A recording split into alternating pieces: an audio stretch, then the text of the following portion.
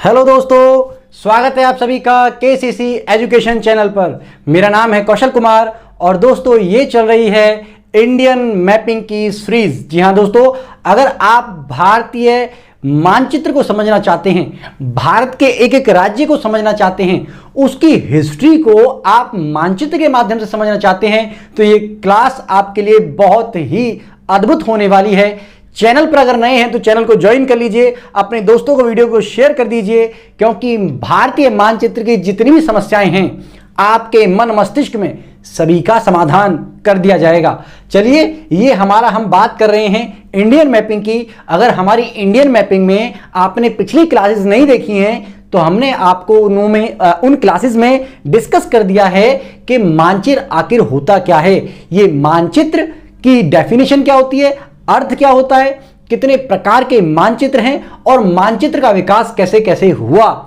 साथ ही हमने आपको मानचित्र का अध्ययन क्यों करना है, इसकी क्या आवश्यकता होती है, इसको भी समझाया है। और हमने आपको एक सबसे उत्तरी राज्य भारत का, जो कि वर्तमान समय में हिमाचल प्रदेश है, हिमाचल प्रदेश को भी हमने मैपिंग के माध्यम से कवर करा दिया है।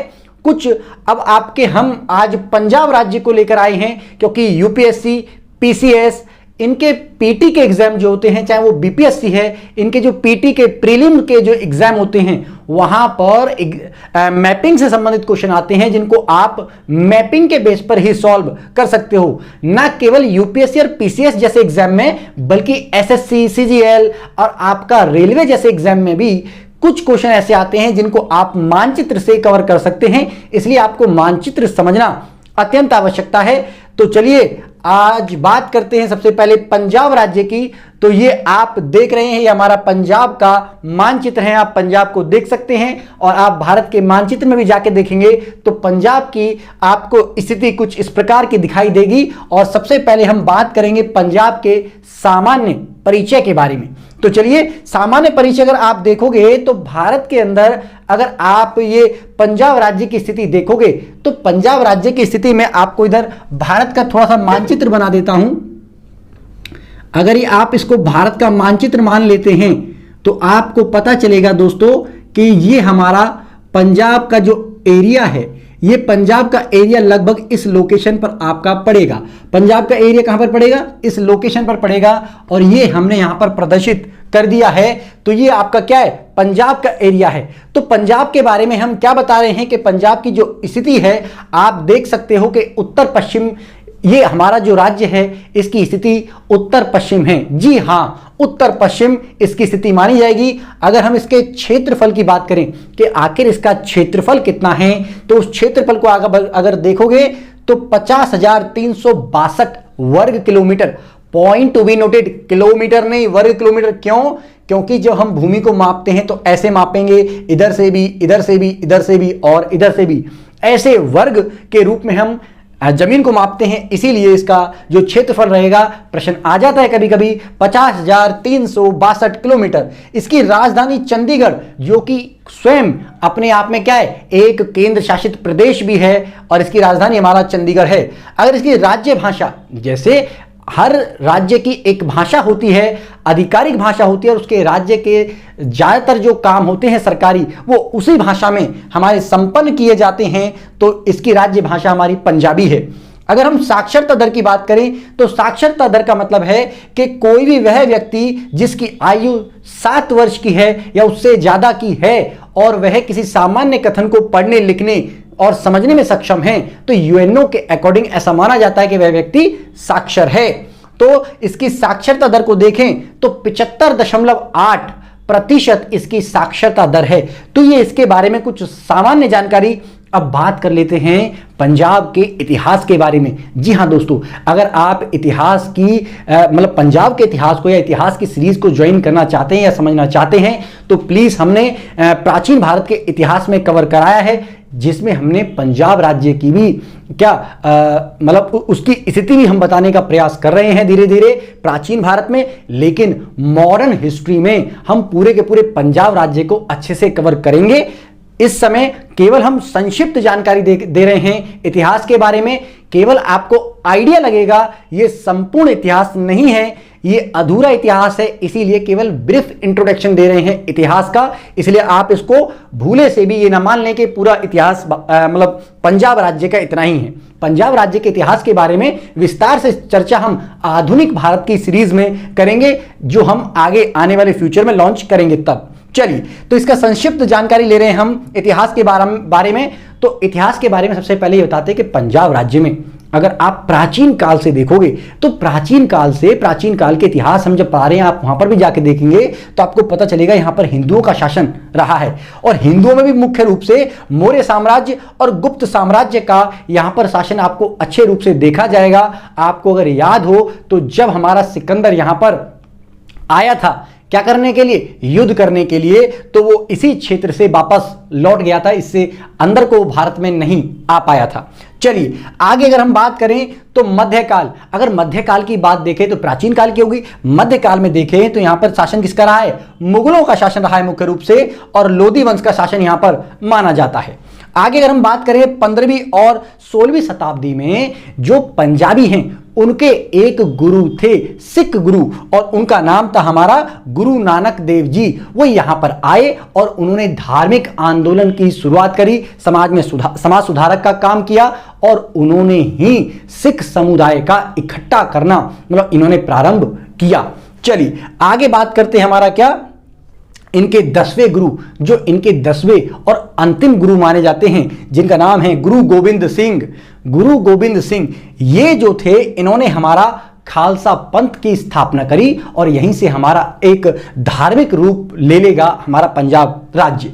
और 1801 में आपको पता होगा पंजाब राज्य की स्थापना की गई किसके द्वारा, महाराजा रंजीत सिंह के द्वारा। महाराजा रंजीत सिंह के पिताजी थे महासिंह, यानी कि 18वीं शताब्दी में जो महाराजा रंजीत सिंह हैं उनके पिताजी जो महासिंह हैं, उस समय पर ये पंजाब 12 मिसलों में, 12 मिसल का मतलब है एक तरीके से, मिसल मतलब एक जिला या आप उसको राज्य मान लीजिए, पूरा पंजाब 12 टुकड़ों में 12 क्षेत्रों में डिवाइडेड था, और उस एक मिसल के राजा थे हमारे, जिसका नाम था सुकरचकिया महासिंह। महासिंह इसी राज्य सुकरचकिया के राजा थे, या फिर एक तरीके से सरदार थे, और उनके बाद उनके पुत्र यहां के सरदार हुए, और फाइनली 12 के 12 मिसलों को अंडर कर लिया, यानी कि इकट्ठा कर लिया, और उन पर सत्ता कायम करी महाराजा रंजीत सिंह ने, और 1801 में पंजाब राज्य की नींव डाली। पंजाब राज्य की स्थापना किसने करी, तो रंजीत सिंह ने करी, ध्यान रखिएगा। और फाइनली जब रंजीत सिंह की मृत्यु हो जाती है 1839 में, तो उसके बाद उनके उत्तराधिकारी शासन को ठीक से नहीं संभाल पाए, और अंग्रेजों की कूटनीतियों में फंसकर फाइनली अंग्रेजों ने 1849 में क्या कर लिया, पंजाब राज्य को मतलब उनके उत्तराधिकारियों को हराकर पंजाब राज्य का ब्रिटिश साम्राज्य में विलय कर लिया। चलिए आगे अगर हम बात करें तो पहले इसमें क्या क्या क्षेत्र आते थे, क्योंकि जो आज आप पंजाब देख रहे हैं वो पंजाब टूट चुका है, और पहले के पंजाब को देखोगे तो पंजाब के क्षेत्र में जम्मू कश्मीर का भाग भी आता था, हिमाचल प्रदेश का भी भाग आता था, दिल्ली, हरियाणा, और आपका पाकिस्तान का भी क्षेत्र आता था, लाहौर वाला। तो ये पूरा मिलाकर हमारा पंजाब बनता था। चलिए ये पंजाब का हमारा मानचित्र अगर आप देखेंगे तो आप पंजाब मानचित्र को देखकर काफी सारी चीजों का अंदाजा लगाएंगे, लेकिन इससे पहले आप ये समझ लीजिए इतिहास के बारे में हम बात कर रहे हैं। तो स्वतंत्रता के बाद इसकी स्थापना, ध्यान रखिएगा, स्वतंत्रता के बाद इसकी स्थापना एक पूर्ण राज्य या स्वतंत्र राज्य के रूप में 1 नवंबर 1966 को हुई। पूछा जाने वाला सवाल है कि पंजाब राज्य की स्थापना, ध्यान रखिएगा। आगे अगर हम बात करें तो 1911 में ही दिल्ली से अलग हो चुका था। जी हां, आगे अगर हम बात करें तो 1948 में जब हमारा देश आजाद हुआ 1947 में, उसके बाद पाकिस्तान का विभाजन हुआ। तो 1947 टू 1948 में हमारा पंजाब राज्य से लाहौर अलग हो गया, क्योंकि वो पाकिस्तान के क्षेत्र में जा चुका था।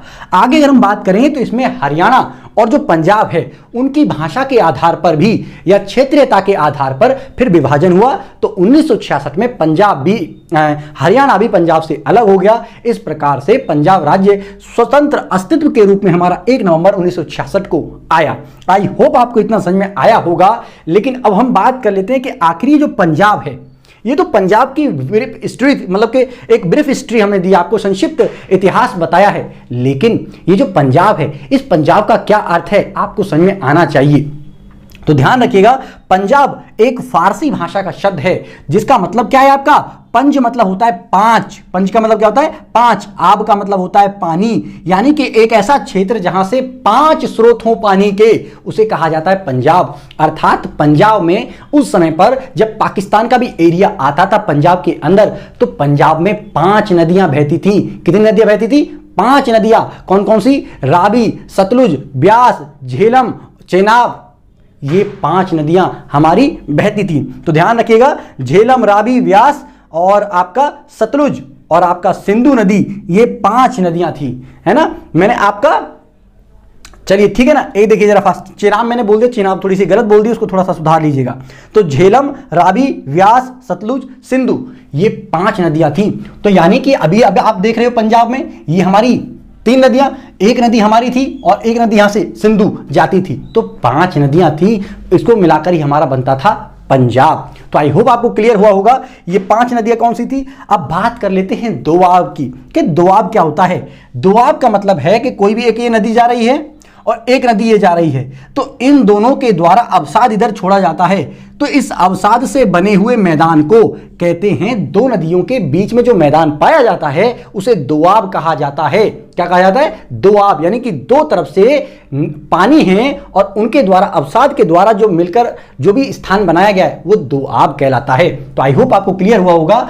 दोआब पूछा जाता है, आप इसको समझ लीजिएगा कैसे। तो देखो, हमारी प्रमुख रूप से वर्तमान समय में 3 नदियां हैं, रावी, व्यास, सतलुज और आपका सिंधु नदी और आपका झेलम नदी ऊपर पड़ती है। अगर आप यहां पर जाओगे तो आपका झेलम और ऊपर जाओगे तो आपका मिलेगा सिंधु, ठीक है ना। आई होप आपको इतना क्लियर हुआ होगा। अगर आप रावी नदी और व्यास नदी के बीच का जो क्षेत्र है, मैंने बताया वो दोआब क्षेत्र होगा, तो इस दोआब क्षेत्र को कहते हैं बारी। ध्यान रखिएगा, रावी और व्यास को कहते हैं बारी, बारी दोआब। जबकि व्यास और सतलुज के बीच में, व्यास और सतलुज के बीच का जो क्षेत्र है वो विस्त दोआब कहलाता है। क्या कहलाता है? विस्त दोआब कहलाता है।